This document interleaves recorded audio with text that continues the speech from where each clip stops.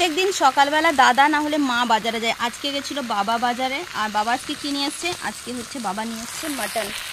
আর mutton আমি রান্না করছি, ভালো হবে না খারাপ হবে বলতে পারছি না, কিন্তু কাঠের জালে রান্না হচ্ছে মানে টেস্টটা একটু হলেও ভালো হবে। তো যাই হোক, এই যে এখানে বড় বড় পেঁপে দিয়েছি, কারণ বড় বড় পেঁপে দেওয়ার কারণ হচ্ছে মাটনটাকে হচ্ছে প্রেশার কুকারে দেওয়া হচ্ছে না, একদম কড়াই কষিয়ে কষিয়ে রান্না করা হচ্ছে। আর নাকি কাঁচা পেঁপে দিলে মাটন এমনিতেই সেদ্ধ হয়ে যায়, তো সেই জন্য কাঁচা পেঁপে দিয়ে রান্না করছি। এখন কষাচ্ছি, জল টল এখনো দেওয়া হয়নি। তো আজকের কাঠগুলো না কাঁচা, সেই জন্য ভালো জ্বলছে না, নাহলে অন্যদিন উনুন একদম দাও দাও করে জ্বলতে থাকে। কষানো হয়ে গেছে, কিন্তু এটাকে তো সেদ্ধ করতে হবে আর একটু, সেই জন্য টাইম লাগবে, কারণ খাসির মাংস বলে কথা, সেদ্ধ হতে একটু সময়ই লাগবে। আর আলু প্রচুর পরিমাণে দিয়েছি, কারণ আমাদের বাড়িতে আলু খাওয়ার ভক্ত প্রচুর আছে। তো মা হচ্ছে নারকেল চিবে চিবে খাচ্ছে, আর দাদা খেতে খেতে বেশি করে ফেলেছে, বেশিটা হচ্ছে বৌদিকে দিল। বৌদি বলছিল খাবো না খাবো না খাবো না, তো তারপরে খাচ্ছে। আর এত ধুয়ো রে বাবারে বাবারে, এখানে দাঁড়ানো যাচ্ছে না। পেঁপেটা সেদ্ধ হয়নি তো, কিন্তু মাংসটা মানে খাওয়া যাবে, খাসি মাংস তো একটু সময় দিয়ে সিদ্ধ করতে হবে।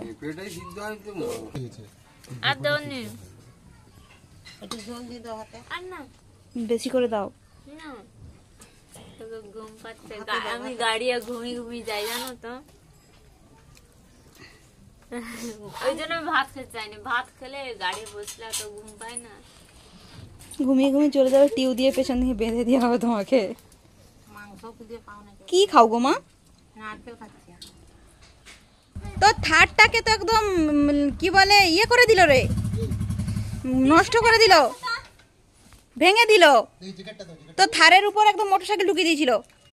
4 দিনের প্রোগ্রামের জন্য টলি বললাম, দেখো ট্রলি, তারপরে হচ্ছে এই যে একটা শ্যামসুন্দর বস্ত্রালয় ব্যাগ, আরো সাইডে একটা ব্যাগ। দাদা চলে আসবে না আজকেই?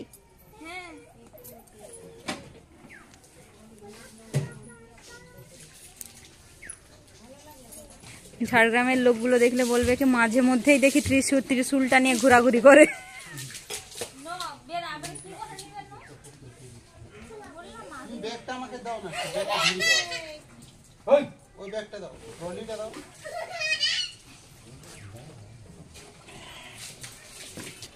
এখন প্রায় 2-2:30 মতো বাজতে যায় আমার, এখনো স্নান হয়নি, খাওয়া হয়নি, কিচ্ছু হয়নি, পুজো হয়নি, কিচ্ছু হয়নি। কবে যে হবে।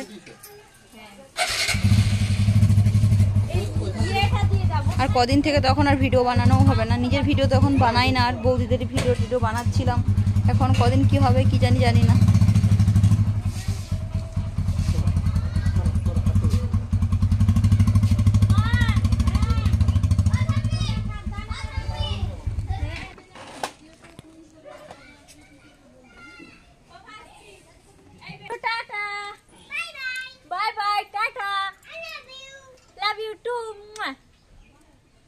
দে ব্যাক কর, হাম্পি ব্যাক কর।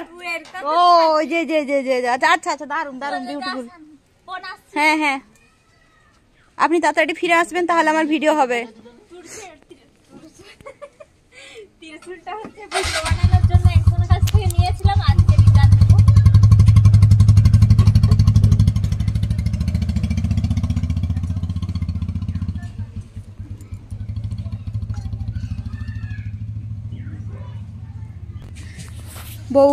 বৌদি চলে গেল, আর দাদা গেল ছাড়তে। দেখুন এখন সুরজ মামা প্রায় মানে অস্ত যাওয়ার মুখে, এখন আমার স্নান খাওয়া দাওয়া কিছুই হয়নি। চলুন স্নান খাওয়া দাওয়া করি, পরে তখন দেখা হবে। এখন সময় হচ্ছে ওই সন্ধ্যা 6টা 7টা মতো, প্রায় সময় হয়ে গেছে। স্টেশনবাবু বাইরে বাংলা পড়ছিল, এখন ভেতরে এসছে আমার কাছে পড়ার জন্য। আর আমার শরীরটা এত খারাপ লাগছে, এত উল্টি আসছে, মানে তার জন্য একটা ভাসক্রেন খেতে হবে। তো বসে পড়ানোর মতো ইচ্ছেটা আমার একদমই নেই, কিন্তু ওর সামনে পরীক্ষা, মা বললো যে পড়িয়ে দে একটু, বড্ড খারাপ লাগছে সত্যি।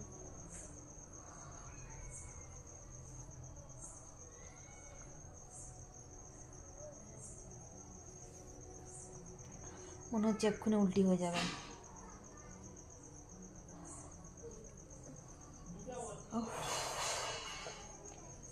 এখন যদি ঘুমিয়েও যাই মাঝরাতে ঘুম ভেঙে যাবে। চ চ চ চ পড়িয়ে দিই চ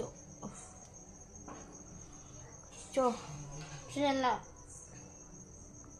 চ। তো দেখুন বাইরে কিন্তু একদম অন্ধকার, প্রচণ্ড অন্ধকার, দেখেছেন একদম অন্ধকার হয়েই গেছে। আর আমাকে চা দিয়ে গেছে, উঠলাম।